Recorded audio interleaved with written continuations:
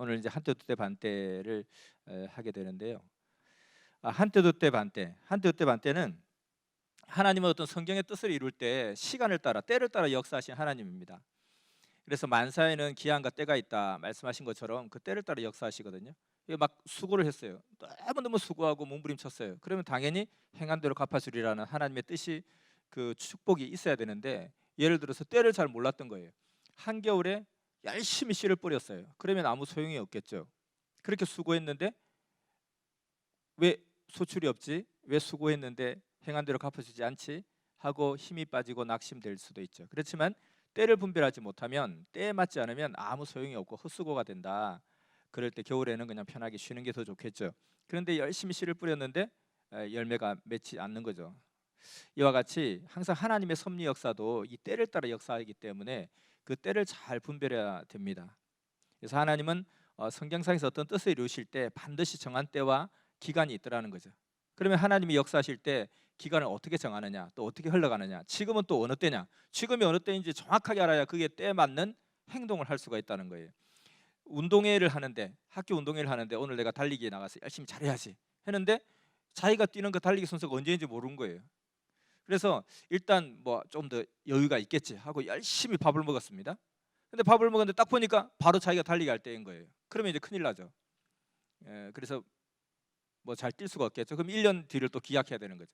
이와 같이 때를 정확하게 분별하고 알아야 그게 합당한 일을 할 수 있다. 그래서 때, 특히나 하나님의 역사의 때, 하나님의 구원 섭리 역사의 때 이것은 너무너무 중요하겠죠. 그래서 그 역사의 때를 우리가 보는 것이 바로 역사론이죠. 근데 이 역사론이 너무너무 이제 중요하고 이 역사론과 한때 두때 반때가 짝이 되어서 이 시대가 어떤 시대인지 그리고 왜 이 시대 주가 주인지를 그리고 하나님의 역사가 어떻게 흘러왔는지를 그 과거사를 통해서 쭉 알 수가 있습니다. 마치 우리가 한국인이라면 한국 역사를 정확하게 잘 알아야 그 속에서 흘러온 우리의 모든 발자취 속에서 우리가 지금 해야 될 것이 무엇인지 아는 것처럼 우리가 하나님의 사람이고 하나님의 신부요 하나님의 인된 입장이라면 하나님의 섭리 역사의 흐름이 어떻게 흘러왔는지 하나님의 지난날의 속사정이 어떠했는지 이것을 아는 것은 너무너무 중요한 것입니다. 그래서 우리 국민으로서는 우리나라 역사 교육이 제일 중요하듯이 선민들은 역사의 그 교육, 역사의 그 어떤 지식이 가장 중요한 지식 중에 또 하나이죠. 그래서 우리가 역사론이 있게 되는데 이 역사론을 보면 중심 인물을 통해서 하나님이 동시성적으로 역사에 오셨고 그 역사의 흐름 속에 결국 이렇게 역사의 동시성으로 인해서 이 시대가 바로 주가 오실 그러한 때라라는 것을 증명을 해 나가는 과정입니다. 그래서 이것을 굉장히 늘리려고 하면 굉장히 많은 사연들이 있고 또 이것을 좁히려고 해도 좁힐 수 있지만 이것은 역사론에서 다루기로 하고 이 역사론과 함께 짝이 되는 것이 한때 두때 반때고 이 역사론을 배경으로 해서 한때 두때 반때가 나와야 그것이 이제 이야기가 되는 것이죠. 이 역사론에서는 마지막 결론이 이 말라기 이후 400년 만에 예수님이 오셨다. 그리고 그와 같이 루트 이후 400년 만에 다시 주님이 오신다. 요 결론을 도출하는 과정에 쭉 아담 때부터 역사를 쭉 펼쳐오는 거거든요. 그러면서 그 순간순간 하나님 어떻게 역사하셨는지 그 한 사람 한 사람의 중심 인물의 그 역사가 축소하면 우리 민족의 역사고 더 축소하면 내 개인의 인생 노정 가운데 그대로 나온다는 것입니다. 어떨 때는 내가 노아의 입장이 되고 어떨 때는 아담의 입장이 되고 어떨 때는 가인과 아벨의 입장이 되고 이 한 사람 한 사람의 중심 인물의 그 사정을 통해서 우리의 인생의 답을 찾아가는 그런 과정이 또 이 역사론 속에서 다 묻어져 나오고 또 그런 터전 위에서 이 시대가 어떤 시대인지 말라기 이후 400년 뒤에 예수님이 오셨고 루트 이후 400년 만에 시대에 주님이 오신다 하는 것을 결론을 내리는 것이 역사론의 그 마지막 목적입니다. 그 뒤에 이어서 이제 한때 두때 반때가 나오게 되죠. 그래서 한때 두때 반때는 재림 때의 징조를 이야기하는 것인데 구약에 보니까 요셉 이후 400년 만에 모세가 출현했고 말라기 이후 400년 만에 예수님이 출현했고 루트 이후 400년 만에 재림주가 오신다 이런 것이죠. 사실은 구약의 모세는 신약의 예수님과 같은 그런 존재입니다. 구약의 메시아격인 그런 존재죠. 요셉 이후 400년 동안 종살이하는 그 과정 가운데서 오셔서 와서 모세가 출애굽을 하게 되는 그런 역사죠. 그래서 구약 신약 성약의 중심 인물들, 대표적인 중심 인물 메시아적 차원의 사명을 감당했던 이 사명자를 통해서 이와 같이 400년, 400년, 400년. 그래서 주가 오실 때는 루터 이후, 종교개 이후 400년 만에 주가 오신다. 여기까지 이야기를 하는데요. 여기서 이제 더 이제 나아가는 것, 더 자세히 나아가는 것이 한때 두때 반때입니다. 자, 한때 두때 반때를 보면 마태복음 24장 3절에서 15절까지 이 내용을 기본 본문으로 삼고 있습니다. 자, 예수님이 만인들 가운데 청중 집회를 하고 나시면 청중들이 다 물러가고 나서 이렇게 제자들과 따로 남았을 때 뒷마당 잔치를 많이 했던 것 같아요. 그래서 우리도 보면 뭐 새벽 말씀 생방송 끝마치고 나면 뒤에 또 이런 말씀이 있었다 하고 여기저기에서 또 소식을 전해주기도 하잖아요. 이와 같이 그 청중들이 물러간 뒤에 이제 예수님과 제자가 어떤 질의응답하는 그런 시간 중에 하나가 마태복음 24장 이 말씀인데, 이때 이 제자들이 어떤 것이 정말 궁금했는가 하고 보니까 정말 그 마지막 때에는 어떤 일이 일어납니까? 여기에 대해서 굉장히 궁금했던 것 같아요. 지금 말고 이 세상의 끝에는 무슨 징조가 있겠습니까? 이 신약 시대, 새로운 신약 시대의 문이 열렸는데 이 시대의 끝날에는 어떤 역사가 일어나겠습니까? 라고 하니까 예수님께서 거기에 대해서 흔쾌히 대답을 해 주셨습니다. 그래서 너희가 사람의 미혹을 받지 않도록 주의하라 이렇게 하면서 쭉 말씀을 하시는데, 생략을 하고 어떻고 저떻고 쭉 가다가 마지막 부분에 이 이야기를 하십니다. 이 천국 복음이 모든 민족에 전거되기 위하여 온 세상에 전파되리니 그제야 끝이 오리라. 그러므로 너희가 선지자 다니엘의 말한 바 멸망에 가정한 것이 거룩한 곳에 선 것을 보거든, 이렇게 이야기하고 있어요. 그러니까 이 선지자 다니엘의 말한 바 멸망에 가정한 것이 거룩한 곳에 선 것을 보면 그 마지막 때가 임박했다, 이것을 알아라 그랬습니다. 근데 이 앞에 보면 3절부터 15절까지에 보면 그 말세가 되면 마지막 날에는 어떤 현상이 일어나는지, 뭐 나라와 나라가 싸우고 형제가 싸우고 교통이 빨라지고 왕래가 빨라지고 그런 이야기를 쭉 합니다. 그리고 이 복음이 온 세계 민족 가운데 거의 다 전해질 때쯤 되면 주가 오실 것이다. 그러면서 결론적으로 가장 확정적인 증거가 뭐냐면 선지자 다니엘이 말한 멸망에 가정한 것이 거룩한 곳에 선 것을 보거든, 이러면 이제 이게 제일 마지막 확실한 마지막 증거라는 거예요. 근데 괄로 쳐놓고 1년 자는 깨달을진저 하고 이게 마태복음 24장이 딱 끝나버려요. 그래서 이게 무슨 뜻일까? 그래서 나중에 다니엘서를 보면서 이걸 맞춰보면, 내가 말은 해줬는데 니네들이 이걸 깨달을지 모르겠다, 이걸 말귀를 알아들을는지 모르겠다, 무슨 말인지 알기는 할는지 모르겠네 하면서 이제 끝쳐버려요. 그래서 이제 선생님께서 이제 이 구절을 보시면서 역사의 그 주님을 재림주를 너무너무 기다렸던 게 선생님의 그 시대 상황이었고 선생님 개인적 상황이었잖아요. 왜냐하면은 이제 주님이 곧 오신다 그러는데 정말 그 오는 주님을 꼭 만나고 싶었던 거예요. 근데 세상에 너무 잘난 사람, 너무 또 신앙 좋은 사람 많고 너무 목사 장로들 많고 하다 보니까 내가 이 시골 산골짜기에 있는 이런 어떤 이름 없는 한 교인이 예수님을 만난다는 것은 정말 있을 수 없는 일이다. 내가 순서를 쓰면 몇 번째 쓸까? 나 순서 내 기회까지 오겠냐 하는 생각에 늘 내가 제일 먼저 만나는 수밖에 없다. 빨리 만나는 수밖에 없다. 줄 서기 시작하면 나는 이제 존재감이 없어. 그래서 항상 하늘의 구름만 쳐다보고 또 그리고 어디 불났다 그러면 거기에 관심을 가지고, 그리고 혹시 예수님이 이 땅에 다시 오신다면 이곳이 그래도 고지대가 높은 곳이니까 혹시 이곳 가운데 오실지 모르니까 혹시 그 올 때 내가 딱 알아차려야 되는데 어떻게 알아차릴까? CCTV가 있는 것도 아니고, 그러다 보니까 제일 높은 곳에 아주 그냥 부드러운 흙을 싹 깔아놓고 잠시라도 발만 살짝 닿아도 내가 표가 나게끔, 그래서 예수님 오셨구나 하고 차지하려고 그렇게 했죠. 실제로 요즘은 좀 그러하지 않지만 70년대 이때 60년대 70년대 80년대 초까지는 정말 예수님이 곧 오신다 오늘 예배 참여하고 여러분 집에 가기 전에 내일 다음 주에 다시 교회 오기 전에 예수님 오실지도 모릅니다. 그러면 이제 우리가 이번 주에 만나면 다음 주에 만나요가 아니라 이제 어쩌면 내일 천국에서 만나요 그럴지도 모른다는 거예요. 그럴 정도로 정말 급박하게 외쳤거든요. 그래서 선생님께서 많이 불렀던 노래 중에도 주님 고대가가 있잖아요. 낮에나 밤에나 주님 고대가, 제가 노래 부르고 싶은데 참았습니다. 이 주님 고대가가 있어요.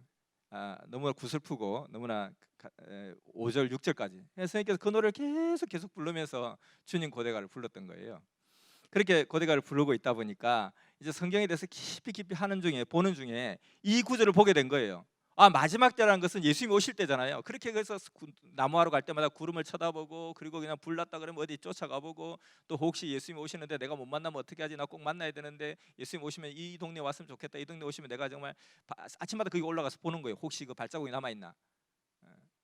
그러다가 어느 날 발자국 깊이 패인 것을 보고 주가 오셨다 하고 막 그때 흥분하면서 쫓아갔는데 동네 아저씨가 저기서 나무하고 있는 것을 보고 그냥 너무너무 화가 나서 거기서 화를 한참 냈다 그러잖아요. 그 아저씨가 영문도 모르고 이 자식이 왜 이렇게 화를 내지?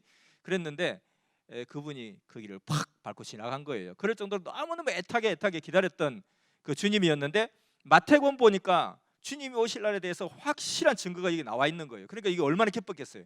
너무 기뻤던 거죠. 이런 구절 하나하나를 발견할 때마다 그 키가 되는 실마리가 되는 구절 하나하나 발견할 때마다 너무너무 기뻤던 거예요. 그 발견하면 어떻게 해요? 이걸 반드시 이제 풀어야 되겠죠. 찾아내야 되겠죠. 이걸 찾아야 되겠다. 이게 도대체 뭐지? 선지자 다니엘의 말한 바 멸망에 가장한 것이 거룩한 곳에 선 것을 보거든. 좋아. 그러면 다니엘이 말한 게 어디 있어요? 다니엘서밖에 더 있어요? 다니엘이 뭐 어디에 따로 책을 쓴 게 없잖아요. 그러니까 다니엘의 말한 것 이건 분명히 뭐냐면 다니엘서 이야기일 거다 생각하고 다니엘서를 자세히 보기 시작한 거죠. 근데 다니엘서를 자세히 보니까 다니엘서 12장 4절에 보니까 12장이 마지막 장이잖아요. 이 기사의 끝이 어느 때까지냐 하기로 내가 들은 적 뭐라 하다가 가로되 반드시 한때 두때 반때를 지나서 성도의 권세가 다 깨어지기까지니 그렇게 되면 이 모든 일이 끝나리라 하더라. 이런 내용이 있는 거예요. 그래서 이게 뭐야? 한때 두때 반때는 또 뭐지? 성도의 권세가 다 깨어지는 건 또 뭐며? 이 다니엘이 무엇을 놓고 이렇게 간절히 기도했지? 이렇게 하면서 계속 점점점 나가 본 거예요. 점점점 나가 보니까 마지막 절에 보면 이때 보면 내가 듣고도 깨닫지 못한지라 내가 가로되 내 주여 이 모든 일의 결국이 어떠하겠삼나이까? 이렇게 발음이 어려워요. 어떠하겠삼나이까?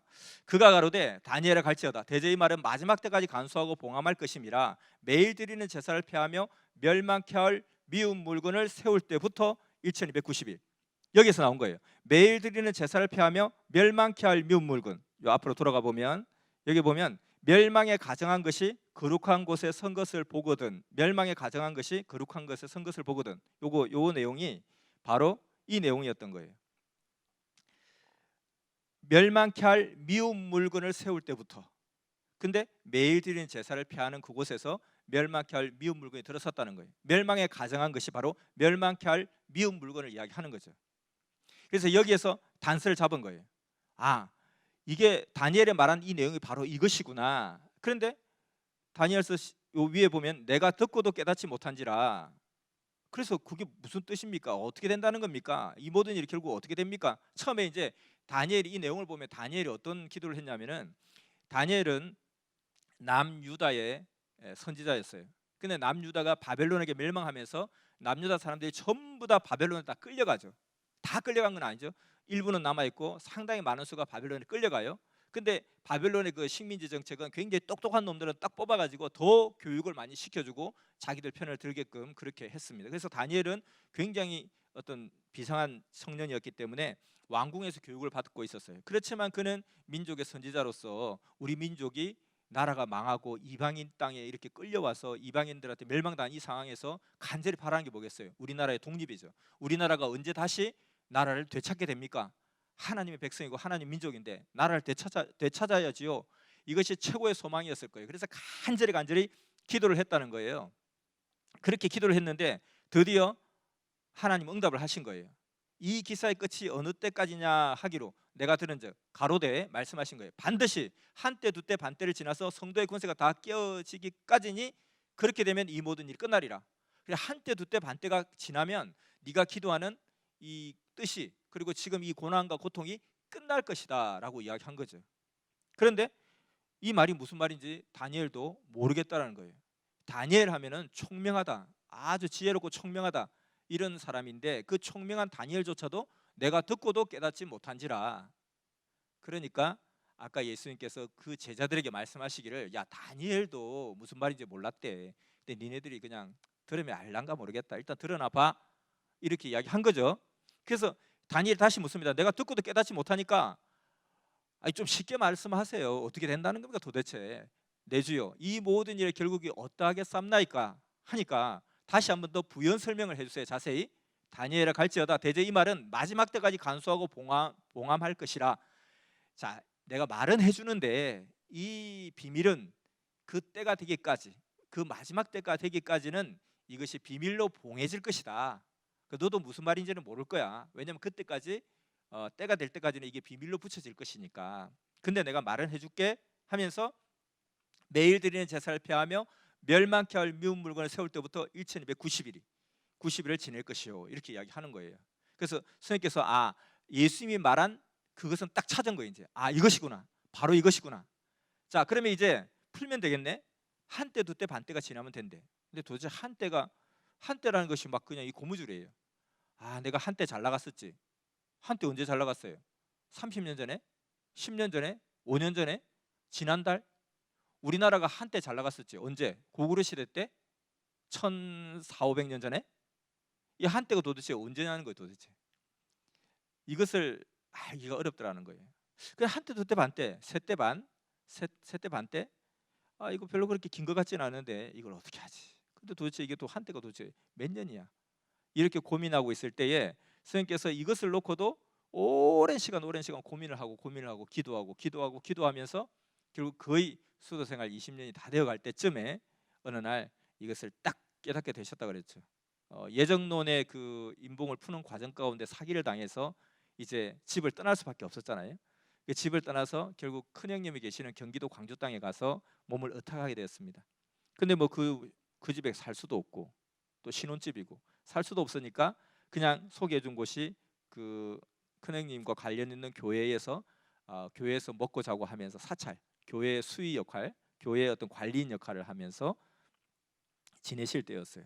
새벽에 눈이 펑펑 쏟아지는데 새벽 기도에 오는 사람들을 위해서 눈을 쓸고 있으면서 계속 그 생각을 했던 거예요. 그 생각을 하는데 갑자기 머릿속이 빵 뚫리면서 영감이 딱 들어오는데 음성이 들리더란 거예요. 환산하라 하는 음성이 들리면서 눈앞에 환상이 보이기를 한국 돈과 달러 돈을 딱 바꾸는 그 장면이 눈에 딱 들어오더라는 거예요. 그래서 이것을 놓고 계속 고민하고 그게 뭘까 고민하면서 그때 또 산에서 특히나 남한산성 그 시대 때 경기도 광주 시절에 기도를 깊이 많이 하셨던 그런 때잖아요. 그때 그렇게 이것을 놓고 기도했을 때 환산하라 하는 음성을 그 새벽에 듣게 된 거죠.